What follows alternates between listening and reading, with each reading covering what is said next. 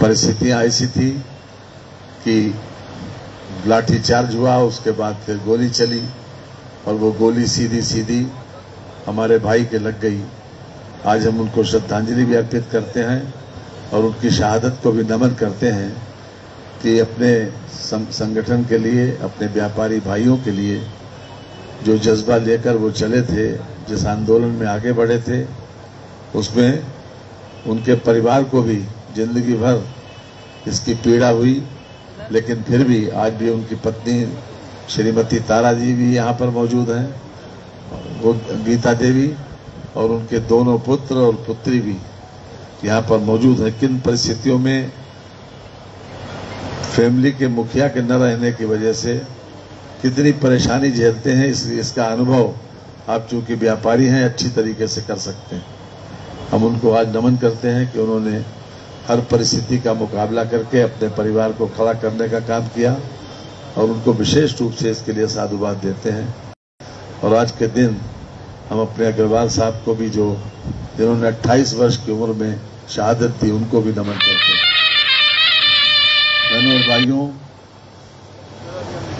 जो हमारे सामने समस्या आई है यहाँ पर ट्रैफिक की, अभी एक सप्ताह पहले ही मैंने कमिश्नर के वहां एक मीटिंग करवाई थी जिसमें पुलिस के सब अधिकारी थे, हमारे जनप्रतिनिधि भी थे। क्योंकि मॉनिटरिंग कमेटी की मीटिंग में हमने ये तय किया था इसी महीने की 5 तारीख को कि अलग से ट्रैफिक की व्यवस्था देखेंगे।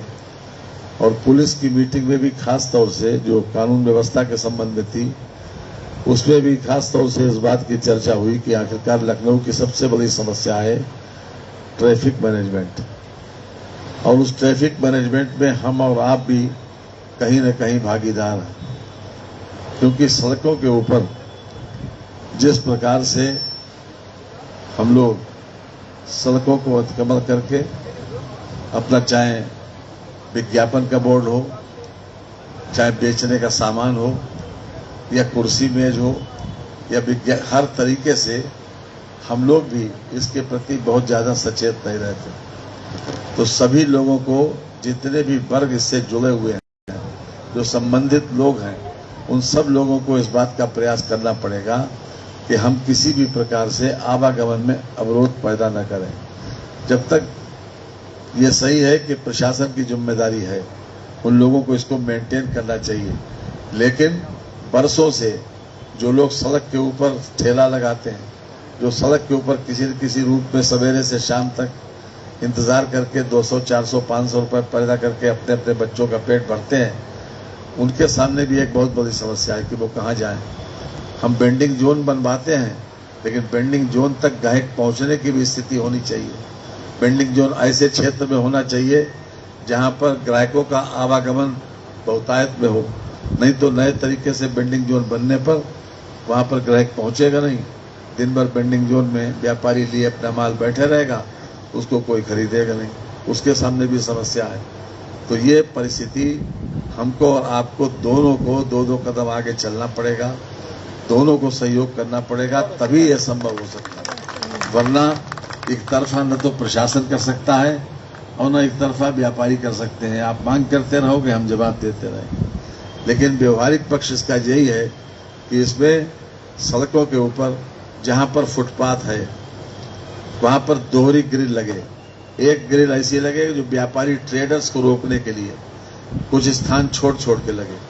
यानी कि जैसे अगर 100 मीटर की सड़क है तो 100 मीटर की सड़क पर हर 10 मीटर को छोड़कर 3-3, 4-4 मीटर की ग्रिल लग जाए, ताकि उसके बाहर ट्रेडर्स ना आए।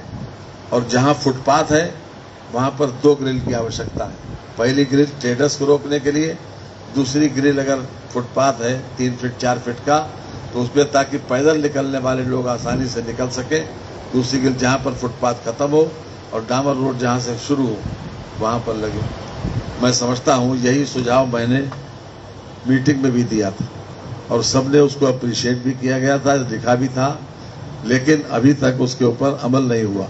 जिस दिन से हमारी मेयर साहब आई हैं, मैंने उनसे पहली मीटिंग में ये बात कहा था कि आपकी सबसे बड़ी चुनौती एक तो यह है कि हम ट्रैफिक समस्या को ठीक करें, और दूसरी चुनौती है कि सॉलिड वेस्ट को प्रॉपर उसको प्रोसेस करके किसी न किसी रूप में उसका इस्तेमाल करें, चाहे आप खाद बनाएं या कुछ भी किसी प्रकार से उसका इस्तेमाल करें। और मैं समझता हूं कि वो संजीदा तो हैं, काफी सिंसियरिटी दिखाई पड़ती है, लेकिन अभी तक हमको परिणाम देखने को नहीं मिला, क्योंकि जब तक परिणाम देखने को नहीं मिलता तब तक कोशिश तो बहुत से लोग करते हैं, और अल्टीमेटली परिणाम को ही लोग याद करेंगे। इसलिए हम आप सब लोगों से इस बात का अनुरोध करेंगे कि आप लोग भी अपनी अमीनाबाद व्यापार मंडल में कई फैक्शंस हैं, जैसे ट्रेडर्स में भी कई ग्रुप्स हैं, जैसे किराना भी ग्रुप है, केमिस्ट एंड ड्रगिस्ट का ग्रुप है, अन्य भी इस प्रकार के फैक्शंस हैं कि जिसके माध्यम से अपनी बात को कमिश्नर और कलेक्टर तक इस बात को पहुंचाएं कि भाई हम भी तैयार हैं।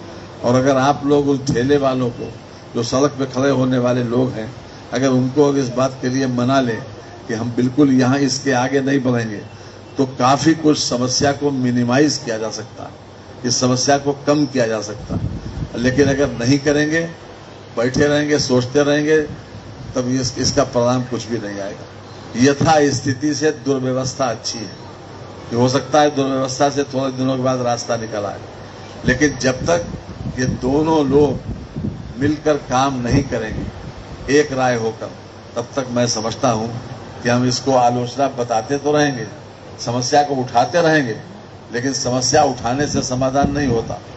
हाँ, समाधान के लिए जरूरी है उठाना, लेकिन समाधान के लिए, समाधान स्तर तक पहुंचने तक के लिए हमको उसी दिशा में समर्पण भाव से प्रयास भी करना पड़ेगा। अगर नहीं करेंगे तो हम भी यही हैं और आप भी यही हैं, एक दूसरे को कोसते रहेंगे, नतीजा कुछ भी नहीं निकलेगा। इसलिए सबसे पहला कदम आपका ये होना चाहिए कि अपने अपने ग्रुप्स की, अपने अपने ट्रेडर्स की, जितनी जो ट्रेड ग्रुप हैं, उसकी मीटिंग बुला के उनसे ज्ञापन दिलाइए कि हम इसके लिए तैयार हैं। और खास तौर से जो सड़क पर खड़े होने वाले लोग हैं, उनको, जो आपकी दुकानों के सामने जो लोग बैठते हैं, उनको इस बात के लिए जरूर तैयार करना पड़ेगा, तभी मैं समझता हूं आगे ये बात बढ़ेगी। और नहीं तो जब वो हटाने आएंगे तो ये लोग रोना धोना मचाएंगे यहीं पर कि हम इतने 20 साल से बैठ रहे हैं, हम 30 साल से बैठ रहे हैं, कोई 50 साल से बैठ रहा है, हम कहाँ जाएं। और वेंडिंग जोन में जो नया वेंडिंग जोन बनता है, उसमें अगर बहुत मार्केट चलने वाली नहीं है तो उनके लिए भी संकट पैदा होगा। इसलिए वेंडिंग जोन बनाने के तो हम पक्ष में हैं, लेकिन ऐसी जगह बनाने के पक्ष में हैं जहां स्वतः ग्राहक का आवागमन हो, स्वाभाविक रूप से ग्राहक आता जाता हो, या आवागमन स्वाभाविक हो तो वो ग्राहक बन भी जाता। इसलिए आपने जो कुछ उठाया है, मैं उसको पूरी तरीके से मन से भी सहमत हूं और मन ये चाहता भी हूं कि किसी तरीके से इसका समाधान हो जाए। लेकिन जब तक इसमें सहयोग की भावना नहीं होगी, अकेले प्रशासन पर छोड़ेंगे तो ये संभव नहीं। आज के इस मौके पर मैं भाई संदीप जी को धन्यवाद दूंगा कि वो लगातार किसी न किसी रूप में व्यापारियों के हित में हर तरफ से कदम भी उठाते हैं और लगातार प्रयास भी करते हैं, आप लोगों का संगठन भी करते हैं, और हर तरह से इस बात के लिए समर्पण भाव से वो काम करते रहते हैं। आज एक ऐसे शहीद दिवस के रूप में उन्होंने इसको याद किया, मैं उनको भी इस बात के लिए बधाई देता हूं और आप सबको बधाई देते हुए अपनी बात को समाप्त करता हूं। बहुत बहुत धन्यवाद। मंत्री जी, एक छोटा सा निवेदन बस आपसे, ये जो मूर्ति जो लगी है, ये इसको आप एक बार प्रभारी मंत्री होने के नाते और ठीक कराने के लिए कह देंगे तो ये ठीक हो जाए।